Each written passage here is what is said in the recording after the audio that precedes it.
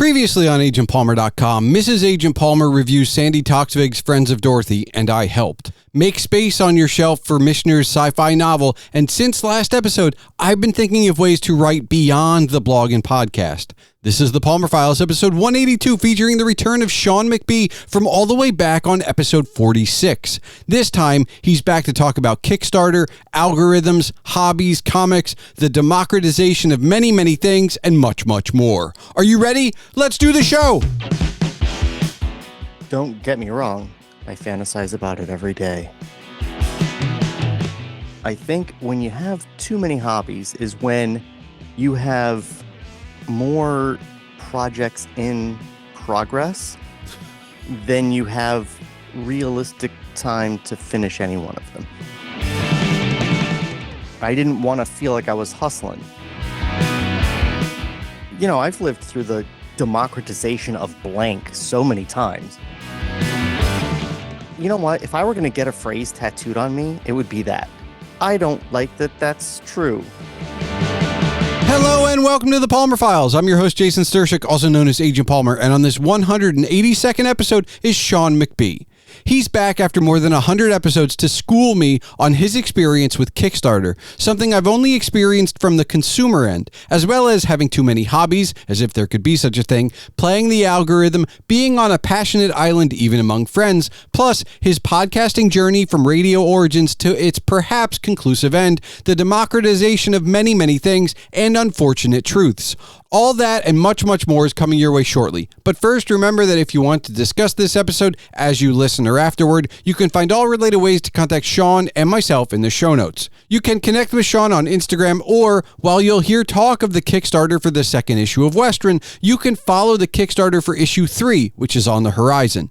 Don't forget, you can see all of my ratings and rantings on agentpalmer.com, and of course, email can be sent to thepalmerfiles@gmail.com. So without further ado, let's get into it.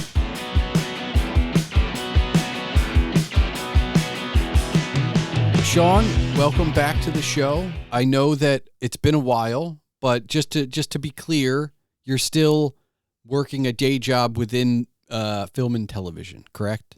I am when I'm working on something. Yep, project-based. And in addition to that, you are doing, among other things, a comic where you just completed a Kickstarter. And I wanted to ask you about this specifically because you've done a Kickstarter before for issue 1 of Westron. Yes. And you just finished Kickstarter 2, but you've also had other jobs while doing this. And as someone who's never done a Kickstarter before, from the outside looking in, is running one just taking on another job? Oh, yeah. Or more than that? Like, what is it? Like, I'm curious because you've been through it, and I've given money to a Kickstarter here and there, but I've never undertaken one. Well, it's a lot, and it's not just during the Kickstarter. It's way in advance. Okay. You start very early because you want to build up a buzz. You want to build up some social media following. You want to tease it out. You want to get people signed up for the pre-launch. Okay. So you have like you can go to a Kickstarter that's not live yet, and you can follow and put your email in, and they'll email you when it goes live. Okay.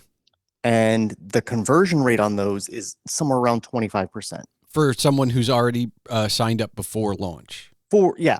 Okay. So if they've seen your coming soon page and they're like, this seems interesting, let me follow along, you're at about anywhere from 20 to 30, so about 25% on average. That's got to be the best percentage you have of everything, right? Probably? Yeah, probably. Okay. I mean, like I send out emails to, hey, do you want to review this comic? Because we do our comic in advance. Okay. We're not kickstarting to fund the actual making of the comic. Yep. We put our money down ahead of time so that people aren't waiting a year for the comic to be finished or whatever. God. Which happens all the time. And that's a choice, right? There are some that do the other way around. We opted to go this way because I was waiting, 9 months or a year for a comic that I had funded. Okay. And going like, this isn't the best experience. Yes. And while there are lots and lots of backers on Kickstarter that are like totally down with that, they're like, I get it. It takes a long time. It's a lot of work. I tend to, everything that I do from the perspective of how I would react to it. Okay. And when I back something and have to wait over a year for it, I feel like, you know? So I didn't want to do that to my people. Gotcha. Not that there's anything wrong with it. Yep. To each their own. But so, yeah. so you have the comic, you can send it out for buzz and you can start getting the backers, but there's more to this, obviously, than just carpet bombing the World Right. Wide Web for. So when I send it out for reviews and stuff, if I get like a 10% response rate, I feel glorious. Okay. And I feel like 10% of anything is going to be good. But that pre-sign up Yep. at about 25%. I think our first issue had a 28% conversion rate. Okay. Which isn't bad. That's 28% of people that signed up in the first place ended up buying it. Yeah. Which is great. So we actually postponed the launch of number 2 until well after the comic was done because I wanted to build that number up. Okay. I was like, I want 300 people there. So if we have that same conversion rate, that'll fund the whole thing right away with just those people. Okay. Because you set your goal limit low. Oh, okay. Well, I mean, you said it at what you said. I mean, I guess that's the question is, did you know the first time specifically what was realistic versus what you wanted it to be? Oh, we ignored realism completely. Okay. Okay. We set our goal for 1,000. Okay. Which was roughly 1/5 what we had already put into the comic. Okay.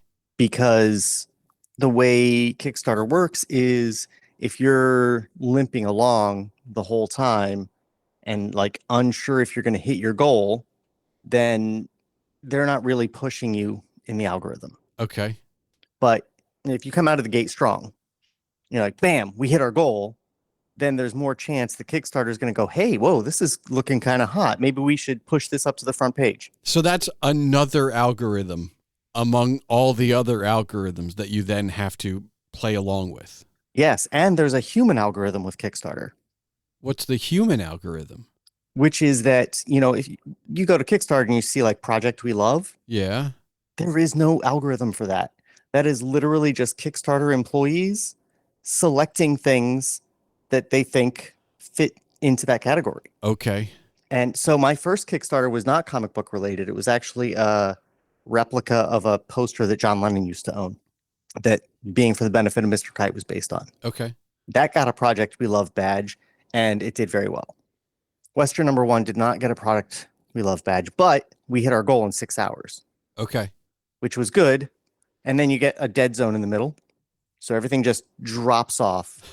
Like you have a couple of good days in the beginning and then just the longest dead zone where you think, I'm never going to make more money from this. This is it. Okay. And then it picks up at the end as people go, oh, this is ending soon. I should go ahead and jump in. Okay. It's almost like you should just do a 5-day campaign and keep the momentum going the whole time. Yeah. But that's not an option. We did a 45-day campaign because the first time we did 30 and that dead zone in the middle was interminable. Okay. For number 2, we did 45 days because we were trying to build up that social media following. Okay. And that follower number. And you're not starting from 0 this time around, which has to be super, I guess, like a little bit more comfortable, I guess, right? Because you've got some followers from number 1.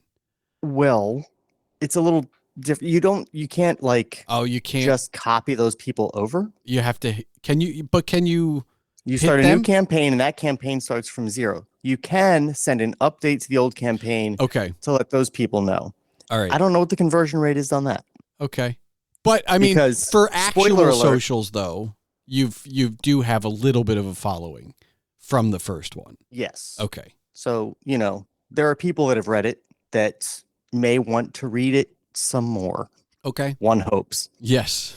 So that's helpful. But we took too long between issues. We really wanted a faster turnaround, but for this one time, I decided we should build that number up, try to get it up to 300. And that just didn't happen. So it came to the point where it was like, oh, we launched on June 1st. We can't go more than a year before launching our next campaign. So we need to launch it on June 1st again. Okay. So we just put it out there and we went with a 45-day campaign because suddenly realizing that that 1 year mark was coming up didn't give us a lot of time to schedule out interviews and such. Yeah. So the first couple interviews that we set up were like, oh yeah, this will come out on July 8th or July 3rd, which required a slightly longer time to be able to do those interviews while the campaign was still active. So all of this is to say it's a lot to prep. It's a lot to do. How do you manage this when you do have, like when you are on a television show for a little bit? Is it like having two jobs? Yeah. I mean, I kind of always feel like I have 8 jobs. Like at this moment, as we're speaking, Yeah. I am not on a TV show, and yet I have no time left in my day. Okay. My days are jam full. I'm doing some freelance stuff that is very dystopian. Okay. I'm literally training AI to take my job. Okay. That's how dystopian life is right now. Yep. No, I get it. So that's my side hustle between TV shows / movies. And then I've got my personal projects that I'm trying to work on, which is like rebuilding my basement workshop and making some prop replicas down there. And I've got the comic, which is the comic itself plus the Kickstarter for it. Which are two separate, I mean, they are two separate projects. I mean, they're connected, but they are two separate things. Right. So Yes. like the comic, I don't do the art. We hired artists. All the art's done. But then there's the non-art pages. Yeah. Which is a lot of graphic design.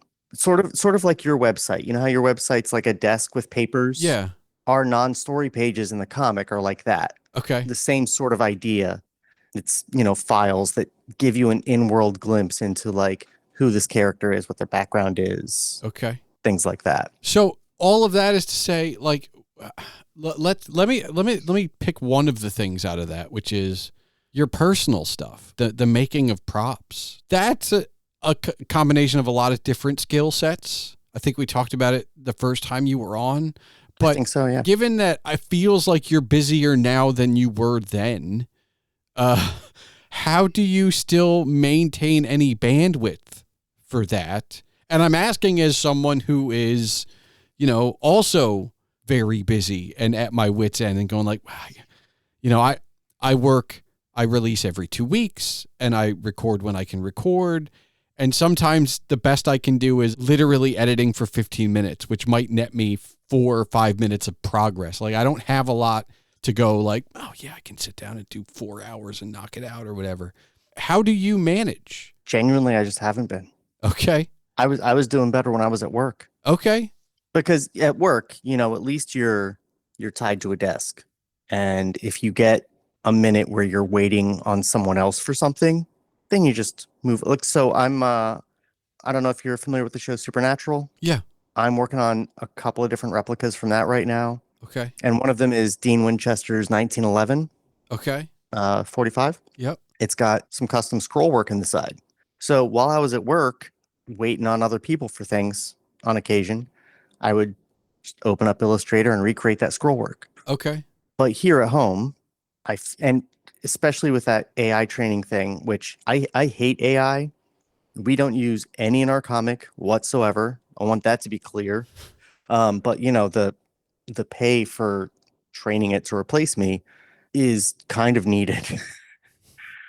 So while I'm doing that, that's 100% like freelance on my own time. Yeah. So I feel like, okay, I need to use my time for that. Yes. There is no, I'm waiting on somebody else. You're always waiting on you usually. Right. Yeah. And then that only runs out if I run out of, they only let you do 40 hours a week. So if I run out of that 40 hours, which I probably should like refocus myself so that I eat up that 40 hours so I can push that off my list. Yeah. And then like have the rest of that time just for me. But I always feel like, okay, I got to send more press emails for the comic, or have to design the Kickstarter page, which I have to make all the graphics for it and have to lay it out. And it's a whole thing. So I want to fast forward for a moment, because I know that personally, as a setup to this, what I'm doing now with the blog and the podcast, I guess if I could keep it going long enough, if I ever got to a point where I could actually retire, I would continue to do this stuff, and probably other side projects and hustles, working with friends and collaborating with other people. Mm-hmm. I don't see myself ever being the kind of person who's going to retire and be like, all right, that's it. I'm just going to sit on a beach or in a cabin somewhere. And that's until the sun sets. There's always going to be something. So if I fast forward for you, obviously the industry work and probably the AI work all goes away and stuff, but are you still doing comics and props? I mean, is that just, that's ever, like, you know, if you could retire tomorrow, that's still what you're going to do?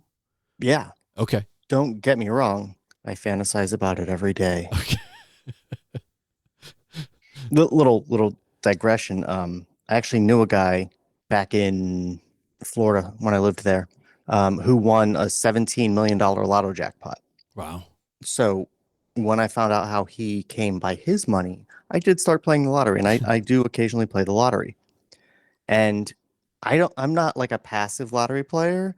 I like math it out. I'm like, okay, if I won this, how much could I keep? Yep. Okay. How would I invest it? Yep. What would my annual take home be from the dividends or interest or whatever? So yeah, I think about it a lot, and I would continue. I would put money into getting the comic made, several months in advance. Okay. Several issues in advance, that is. Yeah. So that we could keep it releasing on a normal schedule. And I'm lucky enough that I know real veteran comic creators who have been in the industry for 30 plus years and have written some of the greatest comics ever made. And I regularly get advice from one of these people. And, he tells me, this comic, you get up to issue 7 or 8, people will start to notice it. It'll start to pick up steam. You start to get going. So that's like the dream is, if I could afford to make the comic and not worry about getting money from it or it paying it for itself, which we're not at the moment, it definitely has not paid for itself. But, I would keep making it even if it just cost me money to make, because I enjoy it. Well, I appreciate the fact that I don't know why, but it's been stuck in my head for a while, and it's come up on some episodes, usually specifically tied to writing. But it's like, there's always those people that are actual writers, and they're like, people ask them for advice, like, hey, what do you want? What can I do to be a writer? And they're like, don't be a writer. Like that, the veteran, wordsmith, token answer when asked for advice is don't be a writer. And I feel like while that is a lot of the creative arts in general, as far as like, oh, you want to do this to make money, it is heartening to hear that somebody said, well, if you get to issue 7, they didn't say don't do it.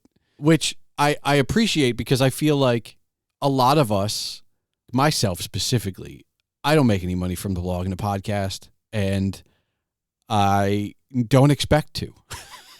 But I'm also not a guy who's going to be like, yeah, everybody needs a podcast.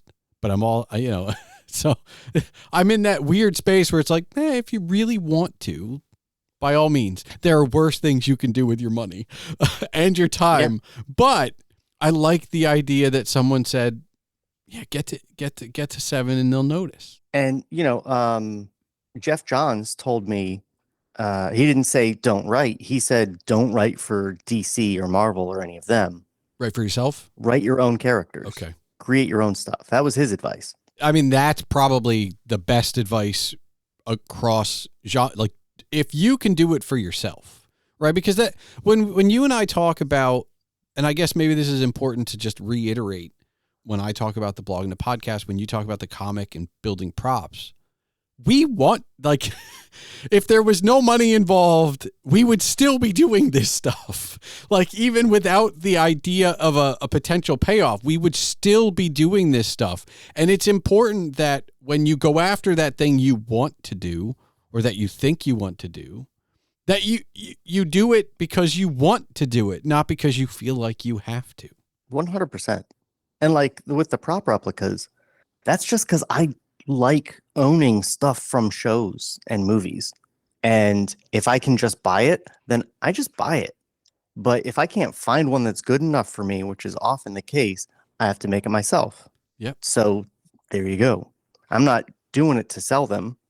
There is, that thing in the back of my head, like, if I do this, so I'm making the Colt, like not Dean's Colt, but the Colt, the demon killing Colt from Supernatural. Okay. I spent $900 on an actual replica Colt Patterson, like functional gun to make this thing. And then I had to machine a new cylinder for it. And I had to get part of it engraved. And I have to recreate all the other engravings and then engrave those on a laser engraver at my makerspace and all this stuff. And all told, like, I'm going to be probably a couple grand in the hole just to make this thing for myself. So there is that thing in my head, like, how can I make more of these? Can I cast this up? Can I mold it? Can I sell more of those to help offset the cost?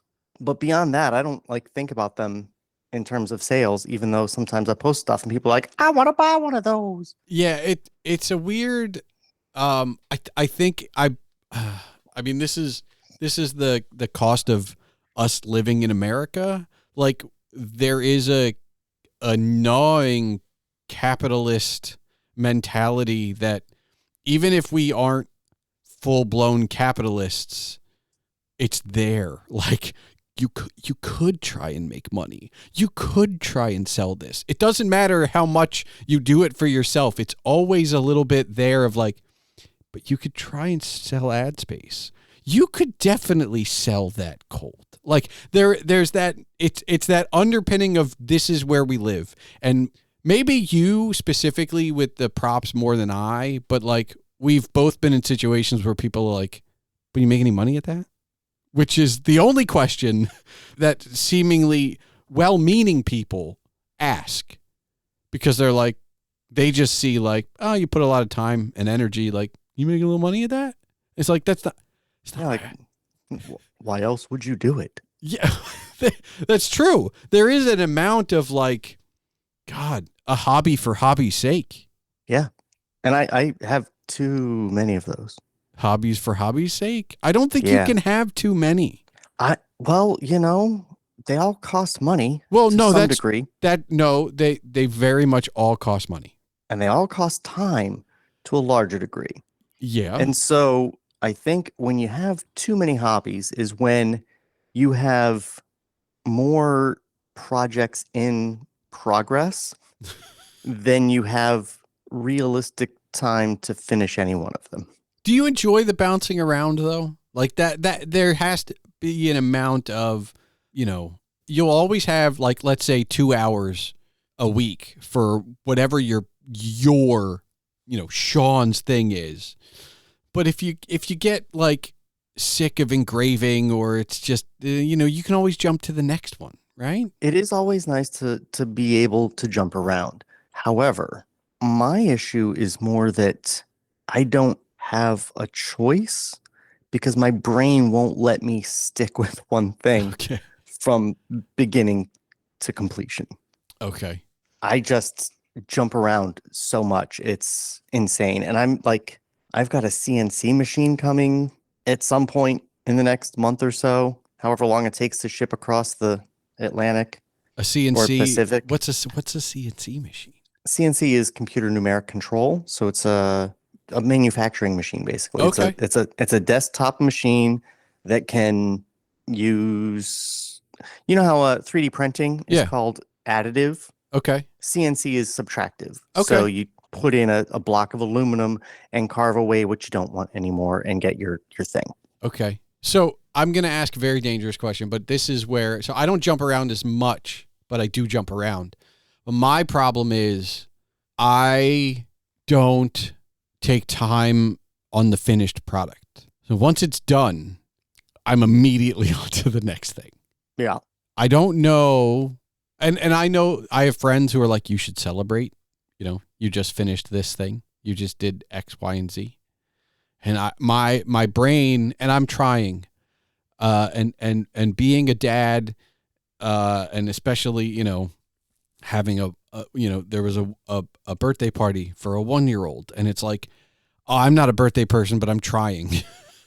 I'm trying for this little human who I look after. It's like, I want to be happy for you for this year, and for, you know, eventually year 2 and 3. But personally, I still can't, like, for myself, I can't get to the celebration point. I'm always on, oh, it was great to do this. Oh, no. The to-do list is still... My biggest issue with that is I do like have the celebration thing. Like if I make something really cool, I want to show people. Okay. But nobody I know gives half a shit. Okay. So yeah. like, hey, look at this. And they're like, oh, that's cool. And nobody like has that like excitement about it that I do. So I got to post it to Reddit and hope that I get upvotes to validate my excitement. Okay. Yeah. Well, and that's a thing too. Obviously, for anybody who's been in podcasting for any amount of time, we all have a podcasting circle. But outside of my podcasting circle, I'm the only podcaster. So, like, you know, there are creative types who are like, who can, I guess, share the joy in working ahead. But there is, you know, within that other circle, the non-podcasting circle, no one has. Occasionally, they'll listen to an episode. Oh yeah, but it's like, oh, that's what's your podcast about? Tell me where I can find it so that I can not go there. Yeah, it's weird. I don't want to. It's not being an individual within a group, because we all are in different groups. But it is always weird to be passionate about the one thing that your immediate circle does not care at all about. Yeah, and you know, having made several podcasts myself, like I know you tell people you have a podcast, they always ask what it's about. Yeah. And you can tell they're not going to listen to it. No. They don't really care unless, you know, it's something that everybody's into, like some true crime stuff or unless like it's one of those people in your actual podcasting circle. Right? But otherwise, it's the same as you finishing a cool prop and having no one to share it with. Yeah, back to the capitalism, like hobbies for profit thing. Yeah. That's kind of what happened to my favorite podcast of mine, Table Reads. Okay. We did, 135 episodes, which was a really good number for me. Yeah. But then COVID happened, and that podcast, it was me and 2 other guys, sometimes with a 4th, if we could get my friend Kelly to come on, to not be 3 dudes in a room. Yeah. We would sit around and we would do a cold read of an unproduced screenplay. Yep. And they're usually really bad. That's why they're unproduced, right? Right. I mean, this is like a sequel to Who Framed Roger Rabbit. Well, a prequel, actually, to Who Framed Roger Rabbit, written right after the huge success of Who Framed Roger Rabbit that somehow never got made into a movie. Strangely enough, that one was one of the 2 good ones we read in the entire time. Another example would be Beetlejuice Goes Hawaiian. It was a Beetlejuice sequel that took place in Hawaii. Okay. And it was very bad. These are the kinds of things we would read, like big budget studio projects, franchise type movies. We did Darren Aronofsky's aborted Batman Year One script, for example. Okay. Where Batman's like in a junkyard. He's not rich. And Chris Columbus penned on spec Indiana Jones movie. Indiana Jones and the Monkey King. These kinds of things. Yeah. Anyway, it was a funny podcast. We had a lot of fun doing it, but it only worked if they're in the room. Yeah. During COVID, we did some over Zoom. It just didn't have the spark. Yep. And so COVID happens. We tried on Zoom for a while. It's not really working. So we take a hiatus. Then during COVID, my co-hosts get these other jobs that take them traveling all the time. One or the other of them is like always out of town. So it's really hard to come together and do this thing. And then finally things start to calm down and we have a meeting about starting up the podcast. But one of my co-hosts is like, hey, if we're going to do this, it really needs to be something like, it doesn't need to make money, but it needs to be something where we're trying to make money. And he's talking about like pushing clips on TikTok and doing all this stuff. And it just kind of killed the momentum for me. And like, I didn't want to feel like I was hustling. No, making the podcast. So it boils down to something that I want to ask you because it's something that I deal with on a regular basis. The recording aspect of this podcast is the most collaborative part of the entire Palmer brand right now. Now, I do some little design projects with a friend of mine that's great to collaborate, but otherwise I am writing or I am editing by myself. Mm-hmm. Obviously, your comic is a collaborative effort, but the prop stuff is, a solo effort. Do you like, and I'm not saying do you miss the podcast, but as far as the podcast being a collaborative effort, right? Do you miss that outlet of, okay, I get to work with people as opposed to I'm just doing this on my own? Yeah, I mean, look, it was two friends who weren't friends before the podcast. I literally like met one of them because I was looking for a new co-host. And then he brought his friend along. And so it was two friends coming over, reading bad scripts and laughing at them. Yeah. And it was a fun time. Every time they could come over, we had a blast. We laughed so much. It was just good times. And that's what it was about for me. Because also I set up the podcast. So I come from like an old school radio background. Okay. When I was a teenager, I literally went and hung out at radio stations at night. Me and my friend, like we knew DJs. We hung out at radio stations. And then I worked at radio stations when I was in my late teens, early 20s. Okay. And had an actual terrestrial radio station on a public access station. So that's sort of where my podcast comes from. Stuff came in. So for table reads, it was highly produced, but run like a live show. I gotcha. Which took a lot of setup, but I didn't want to edit. Okay. So we had like background music that would play while we were reading that would match like with the scene. Okay. And we had like special effects. We would play sound effects as well. And I did it all on a Stream Deck. Okay. I got the biggest Stream Deck, loaded it up with sounds and shortcuts, and everything was, I had a 32 channel mixer with like reverb on it. So if someone's yelling through a megaphone, or if there's like a godly character, I could just turn on the reverb. And so all of it. And then we added video. And so it was running through OBS and I could switch cameras on there, and it was all very intense. Like probably the most over the top live production of a podcast ever for a podcast that wasn't live. Yeah. But at the end, I really just needed to do a quick mix down and post it. And that was great. We even had, for the video aspect, we even had an overlay of the script. Okay. On screen so that people could read along, which was just like, I had a separate iPad in like night mode. Okay. And then put some effect on it on OBS so that it would like show up as white text over the. So it was a lot. So you just described it being a lot, and I understand why it is no more. I think anybody listening would understand that. But I want to ask, how did you get cured of your podcasting? And I ask that because it seems that no matter how bad the experience is, or how rough, or how great, usually everybody always comes back.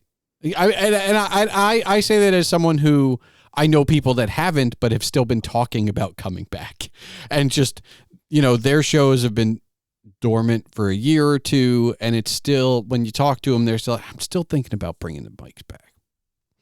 So I want to know, like, are you cured? Are you no more podcast aside from, being on other people's? That's guesting is different, but are you cured, or, might you I call it cure because it does. I do find that people are like, I've got one podcast, but I could do two. And so it feels like always like not a sickness. Yeah, there was a period I had 3-4 podcasts. Okay, running simultaneously. But you don't now. Like, can I ask? Are you cured? I think that I am. Okay. So Table Reads fizzled out the way that it did, and then I did the Stargirl After Show, which was to me a very successful podcast in terms of what I was able to accomplish with it. Okay. Basically, no one listened to it because, like the show that it covered, it never found its audience. If that show had found its audience, maybe my podcast would have, but it didn't. So when the show ended, obviously you don't keep talking about it. Yeah. Unless you do a rewatch podcast 10 years later or whatever. And so once that ended, and then my third podcast was called G with a friend of mine who I stopped being friends with after 30 years. That's a whole other thing. But then I was just out of podcasts. I had spent thousands of dollars on all this equipment. I had built basically the radio studio that I had wanted since I was a teenager. Okay. I accomplished it. I have this huge desk here right now that was my podcast desk. I had it custom built. Well, I had the pieces custom cut, and then I built it myself. Yep. I had the 32 channel mixer. You see, I got this like real nice mic. These mic stands cost $400 each. Yep. And you're touching it, and I don't hear a thing. Well, I want to say I didn't pay $400 each for them. We got them on a TV show as part of a set. And then when that TV show sold off all its stuff after it got canceled, I found a bunch of these in a box for $10 each. Oh, nice. Nice. So that was my big get. Still, they're really good though. Cause yeah, they're German, Yellow Technica is what they're called. They're amazing. And I love them. Anyway, so I had all this stuff. And then at some point, like that mixer just stopped working. It just fully died. Okay. So I pulled it out. I donated it to my makerspace in the hopes that one of the geniuses down there could fix it and put it to use there. And then I plugged up the hole that it lived in this desk and made it a desk. Yep. So now I put my laptop in that hole where the mixer had been, and then the monitor sits on top of it. So my laptop's like not visible. Yeah. So that's really the biggest sign of being cured is that the podcast equipment is gone, except for this one mic and this one mic stand. The rest is all still in the house. I haven't sold off the mics yet. They're very good mics. I could, or the mic stands, but I haven't. So there is that little thing, but it would be so much work to put it all back together, and I would need to buy a new mixer, which would probably be the Rode Procaster at this point. Yeah. I mean, it gets inside baseball, but I have the first Rodecaster Pro, and it's a lot less cables for the internet side of things, like what we're doing right now, by compared to the way I used to do it, which I feel like if anybody had seen my old setup, if you were an audiophile, you would have been like, that's amazing. I can't believe you're doing that I can't believe that's how you're doing that. And if you weren't an audiophile, you'd be like, why are there so many cables? And what is going on? My setup was so insane because it wasn't just all audio stuff. It was, hooked up to my computer as well. Yeah. So I had individual apps to individual pods. Okay. Yeah. Because I had one app for, I think on my iPad, I was doing background music. And then over here, I had sound effects. And then I switched it up later. And it was a lot.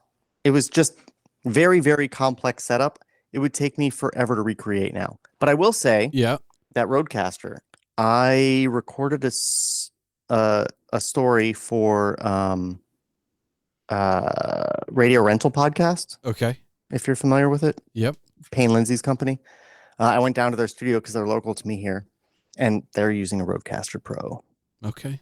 And that's a huge podcast. Yeah, I guess the follow-up question I have for you is maybe not so much podcast wise, but would you consider doing a radio show? Like, I mean, because I I was term limited, but I sat on the my local NPR affiliate, and one of the board members with me did a jazz hour that he recorded from home.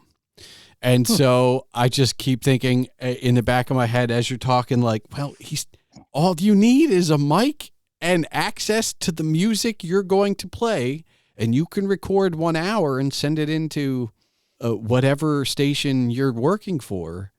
I mean, because is that still, I mean, obviously we talked about a lot of stuff, but like, do you still have an interest in radio? Is that still something that you would be interested in?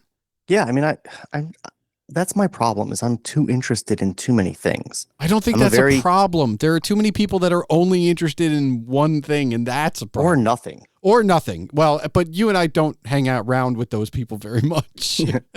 Yeah, it's for podcasting, radio, that kind of thing. It would have to be like the act itself isn't what necessarily interests me. It's getting to like you just talk to people about what they do. Yeah. Because that interests you. Yeah.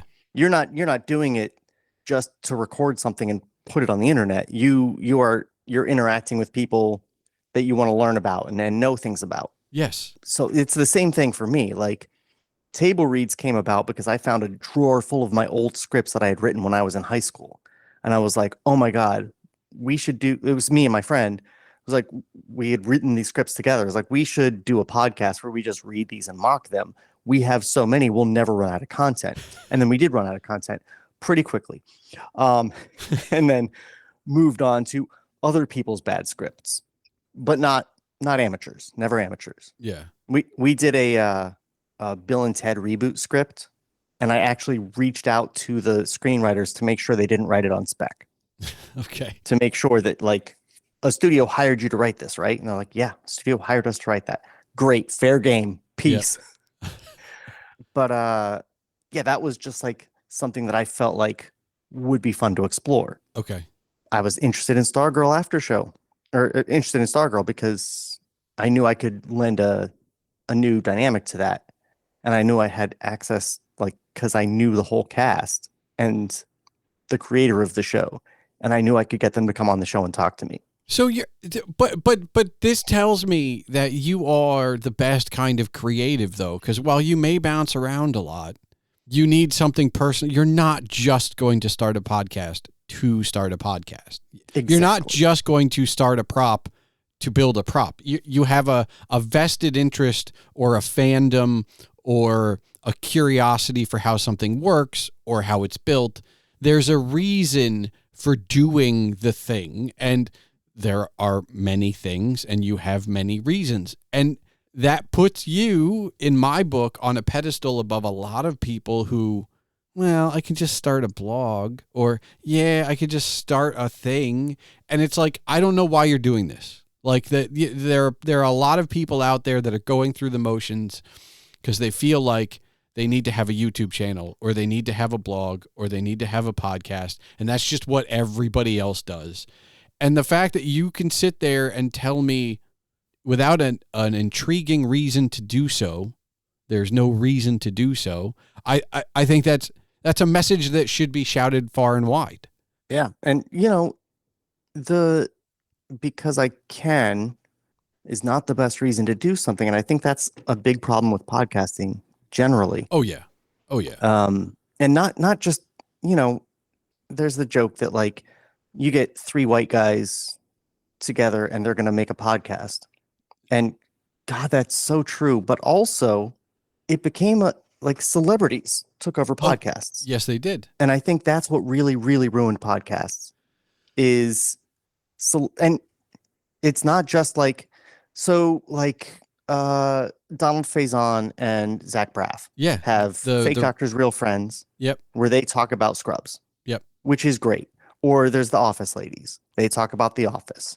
That's great. They have that inside track. They're talking about something they were involved in that people love. That's not really the kind of thing I'm talking about. No, you're talking about COVID when they Spotify and Apple threw money at anyone who was willing to start a podcast that had a name above above the credits in any movie or television show. Exactly. Like just and none of them are still around, by the way. Like, I mean, you and I can't name any because all of these podcasts died years ago. Like they died before COVID was over. That's like the big name ones. Yes. You know, like your what was the one that Jim from The Office did? His like Good News podcast or whatever. Yeah. I think he actually sold that.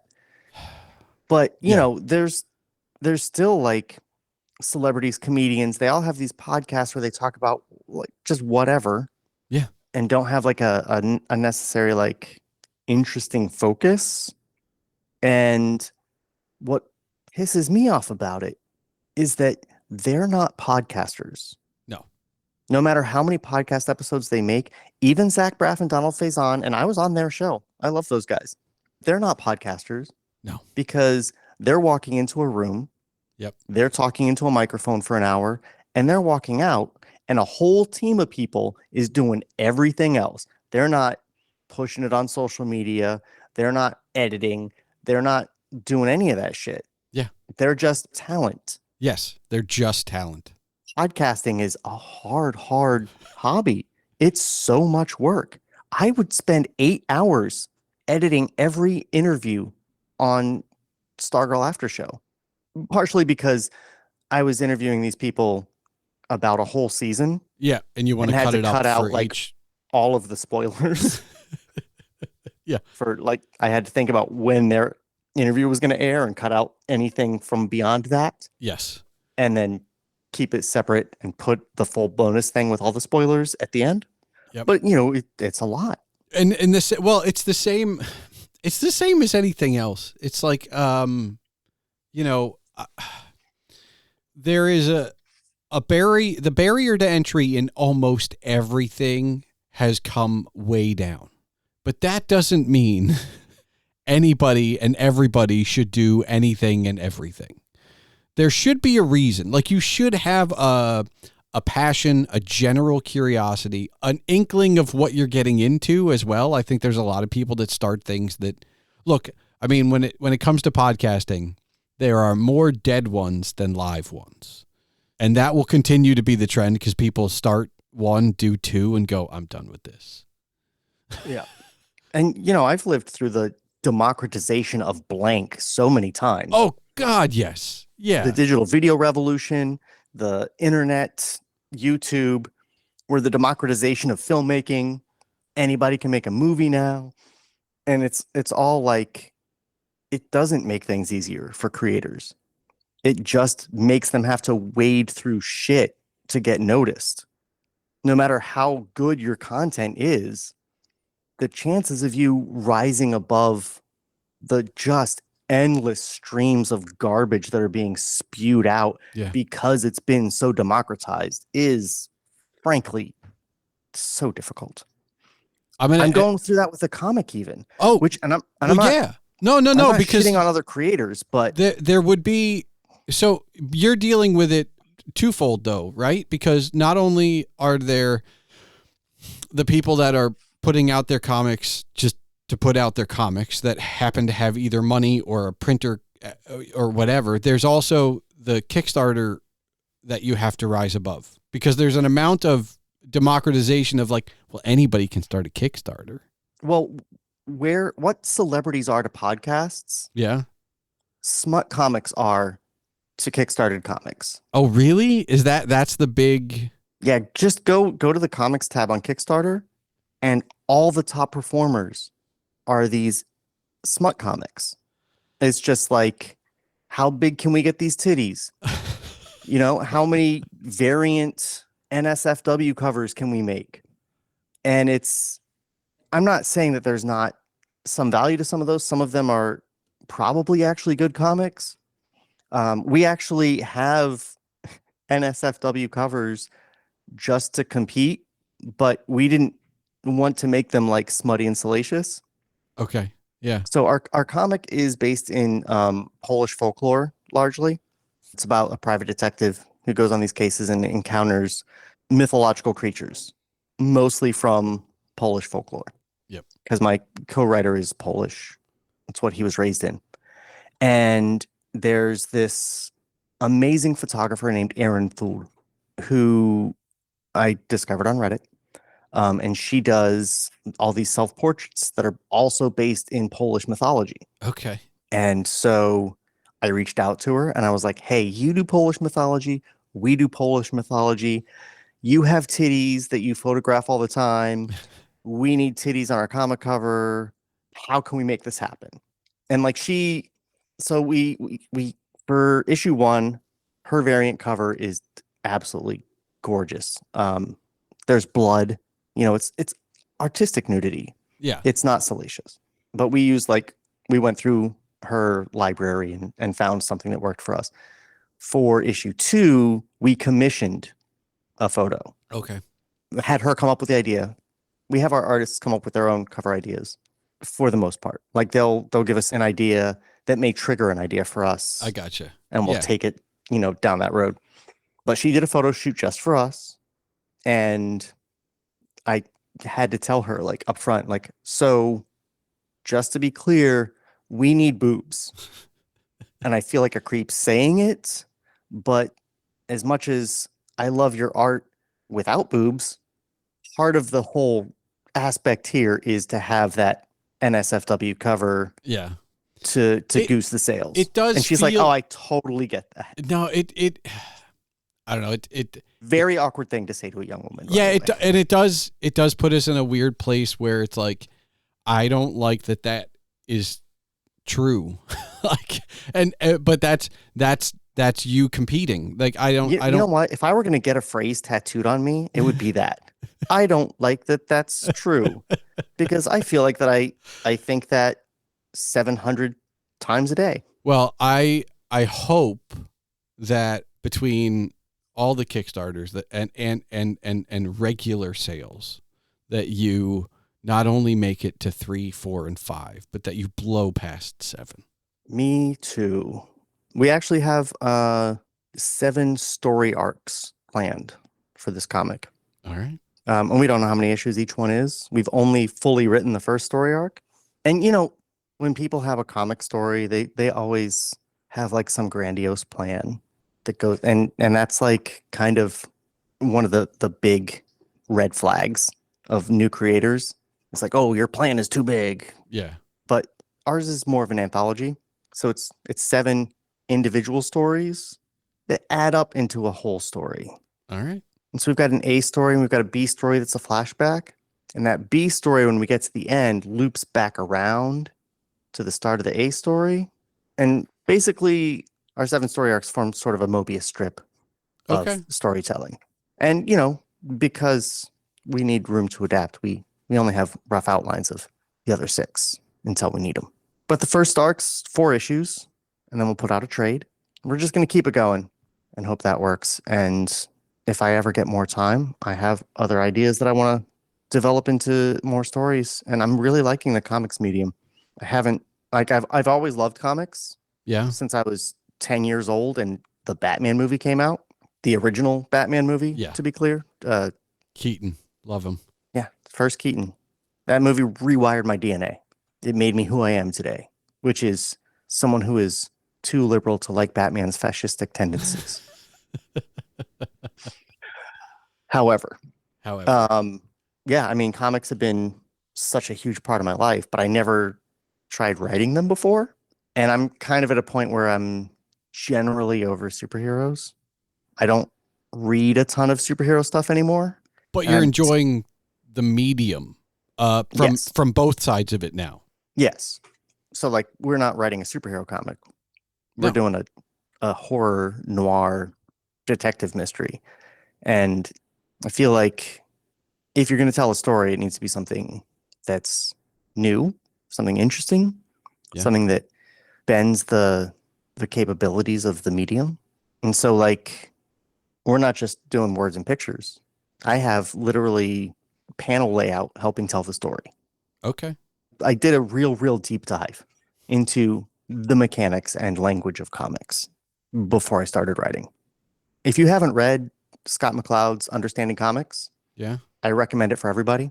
Okay. It's a comic about how to understand comics. And I mean, I read it years and years ago before I was ever thinking of making a comic. And holy shit, it will make you appreciate the medium so much. It's a brilliant, brilliant book, and I recommend it to literally anyone with any amount of interest in comics at all.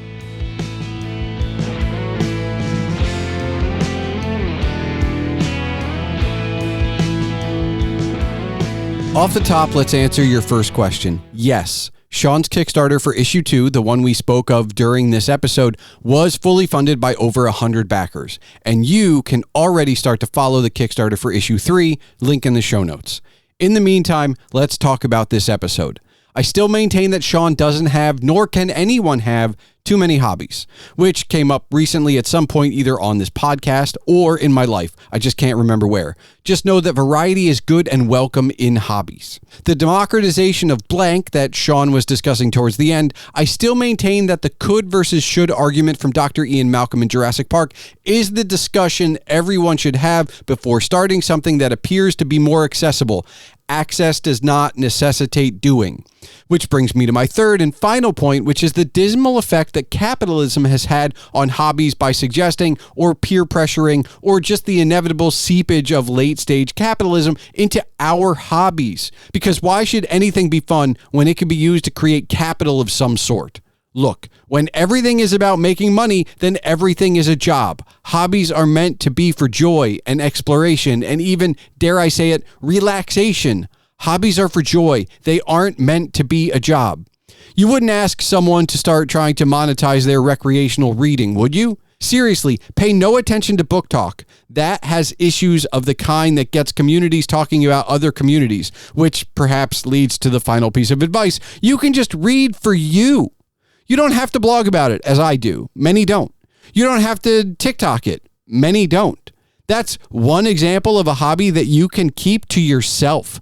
Friends don't let friends turn hobbies into jobs.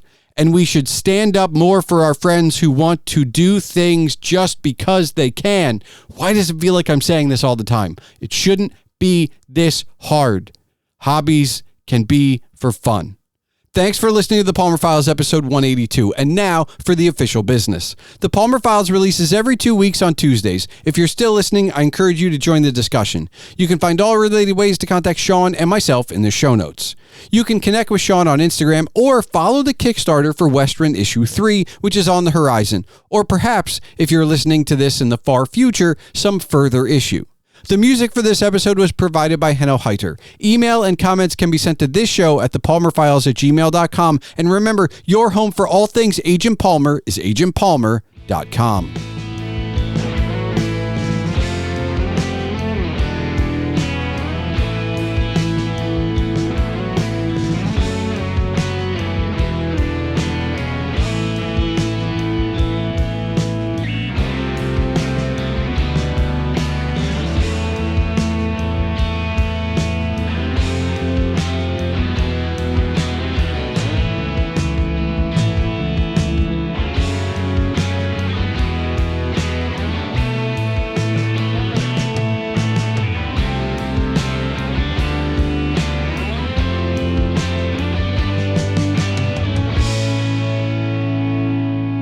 All right, Shawn, do you have one final question for me? I do. You said you have a 1-year-old, right? I do. Yeah. So, what do you think the world is going to look like for your 1-year-old when they are your age? Oh boy. Well, I'm hopeful that the AI bubble that I keep saying is going to burst will burst well before their first decade is over. I genuinely think that, not to get too political, but the rest of the world, I mean, you and I are two Americans sitting in America recording right now. I think the rest of the world is about to take the lead in a big way.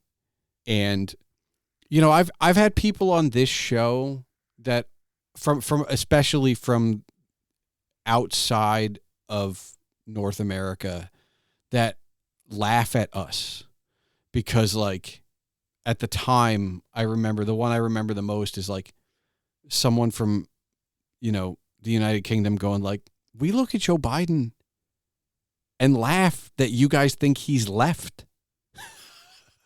And I think that the current political climate in the world, as well as in the States, makes it so that the rest of the world is going to have to take up the reins. We're no longer a world leader anymore. And I think that what that means is 4 decades from now, when I don't have a 1-year-old, when I have a 41-year-old, I think the world will look vastly different, but I think it will be vastly better. And maybe we needed to burn it all down and, throw away our leadership for that to happen. Maybe everything was cruising along and the status quo was the status quo. But I think, when you look at just as that example of Joe Biden being left in this country, but more center right everywhere else in the world, when the rest of the world takes that lead, I think we all kind of get a little bit, maybe better off. And I don't know how long it'll take to have inroads here, but that's my hope. Because when you said the rest of the world's going to take the lead. Yeah. My first thought was how a good chunk of the world took the lead and landed at Normandy. Yeah. Yeah. I mean, it does feel as if it's not our turn anymore. And I have friends that still believe in American exceptionalism, and I don't. We are exceptionally stupid. Well, we are, but that's the thing. Maybe because I've had a lot of transatlantic relationships, as far as podcasting, opening me up to talking to people from other parts of the world on a regular basis. I never bought into the American exceptionalism. I never thought we were that much better than everyone else, but I can understand if the rest of the world is an us, is a them, and we are an us, how you would maybe expect, or how you would think that. I can understand. Well, there's no child in the world that is taught in school that their country is number 2. That's true. That's true. But there's also no country in the world that skews itself in a way. I remember how poorly my educational background was in middle and high school based on the rest of the world. Yeah. Well, that's the thing is we don't look at the rest of the world, do we? No, we really don't. And I think that it's high time people realize that there are things beyond our waters and our people borders. Have great ideas, and other people say, well, that could never work. And then you just say, but it works in Sweden. It works in Denmark. It works in Germany. Yeah. Healthcare works literally everywhere but here. Well, yeah. And I think that's the big one. I talk to a lot of people, not on purpose, mind you, but a lot of people I talk to about what they do. And I'm very interested in hobbies, obviously, because I don't think that any of us should be defined by our day jobs. We should be defined by what we want to be defined by. But this idea that if healthcare were universal and you didn't have to work for it, what would you do? I think the answer would not be what I'm doing now for a lot of people in this country. And I think as a start, that would be a great way to change up everything. Because I know plenty of people that just work for healthcare. Yeah. What they do if it was a given and they didn't have to work for it, maybe they'd pick up their health insurance would cost me if it weren't fully covered by my union. I think you'd need 2 jobs. $20,000 a year. Yeah. I mean, well, that. Yeah. My health insurance just for me and my wife is $5,000 a quarter. It's absolutely insane that. Yeah. I just know that there are a lot of things broken here, and I don't know how we fix it, but I do know that if the rest of the world gets better, and I think we're starting to see that now. I think we're starting to see a crop of Americans who are able go to other countries for a better life. And I think that is a wake-up call to some industries and some people in a way that I don't know that it would have been otherwise. You can file that under other things that I fantasize about every single day. Yeah, no, my wife and I talk about Canada specifically because we could go to 4 different cities and still have friends. Like, I mean, the fantasy for some people is I'll go to Europe or I'll go to, Portugal or I'll go to Spain. And for us, it's where can we go that we already know people? So we're not starting over from scratch with no friends. Not that I wouldn't be able to make friends. I think that's something that I think, I mean, look, with me, the issue is more weather because we're in Atlanta. Okay. And this is as cold as my wife will take it. Atlanta. Yeah. Well, global warming will help a little bit. I think that'll open up your options a little bit, but that's always a silver lining. Yeah. My thing is when my wife and I talk about it, I always tell her that for myself, I'm the opposite of your wife. Like, I'm in Pennsylvania and this is as south as I will go because I would prefer my summers not be as hot. I don't really care about how cold my winters get. On the other hand, if I could afford to move to another country, I can probably afford a second home. Although moving to another country and having healthcare be a given might mean that what you make now is enough to afford a second home. Yeah. I think it will. Like I said, I don't actually pay my health care. Well, that's all fully employer covered through my union because unions are great. Yes, unions are great. I think overall in the next 4 decades, I think we'll see a better global world in some capacity. I hope faster than that because I'm 47 already. I don't want to be 87 by the time democracy is real again. That's true. But I will say it's taken this long for the internet at large to burn down every promise from 25 years ago that maybe it'll take at least a few decades to build it back up. That is a good question. If you could go back and make the internet not happen, would you give up the convenience of having the sum of all world knowledge in your pocket? Yes. Yeah. I always like to asterisk it by saying, if nothing else, if I had to keep the internet, I would never allow it to go faster than dial-up. Because I think that would be the key. You and I are old enough to remember waiting on the internet for an answer. Yeah.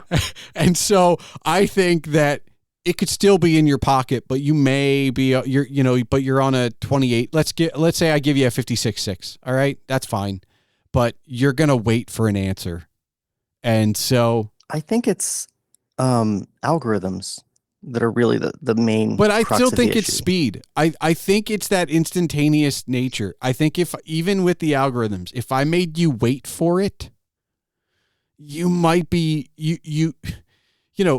we come from an era where sometimes the more accurate answer came from the encyclopedia. And it was also the quicker way to get the answer. Yeah. But if you think about the way algorithms are, like if you right now need to replace a gasket on your toilet and you go to YouTube. Yeah. I can find how to replace someone a gasket on your toilet. Yeah. Well, the issue becomes now you've replaced the gasket on your toilet, but YouTube thinks you only are interested in replacing toilet gaskets. Well, so this is the thing though, right? And I get crap from my wife and from my friends and my parents, most of my family for this. I guard my YouTube algorithm. I incognito so much in order to maintain a standard in my algorithm that is, right. But not everyone does. And the point is that because of those algorithms wanting to feed you more of what they think you already like, that creates the wormholes and that creates the radicalization. Yep. And that is why we are where we are, where people are just in echo chambers and feedback loops and only seeing the things that reinforce their preconceived notions. We live in a world of confirmation bias, just constant, unending fire hoses of confirmation bias. And if someone had at the beginning said, okay, the way we need to set up the internet is so that people are given intentionally rounded out information. Yeah. Then, so, if you're looking up, Yeah, but why do vaccines cause autism, and you're getting a variety of information instead of just going down that autism rabbit hole, I think that would solve a lot of problems and let us have the internet. Well, I mean, we'll find out, because I think that I've been talking about an AI bubble for a while, and I believe that the server farms that are being approved against the wishes of those who live in those neighborhoods, that's going to be the first line of the revolution. I can back you up on your AI bubble thing. I saw the best evidence that it is a bubble ready to burst. Yeah. A couple weeks ago. Did you hear about Allbirds? No. Okay, Allbirds.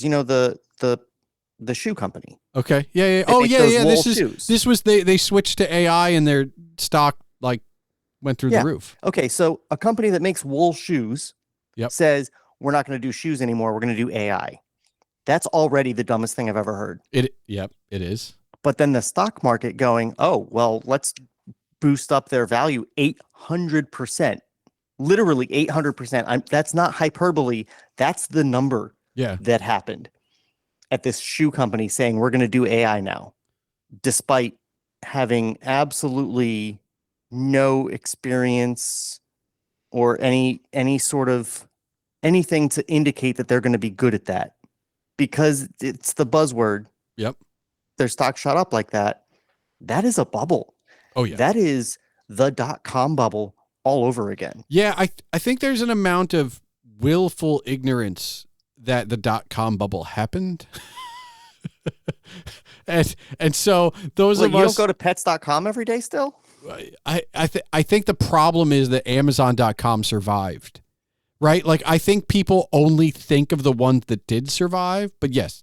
Hold on. Let me check Ask Jeeves about that. Yeah, well, I mean, that's the thing. I miss GeoCities. I think that when we talk about the early internet, GeoCities might have been the pinnacle of what it was. There were neighborhoods. There was randomized a way to get around in a random way.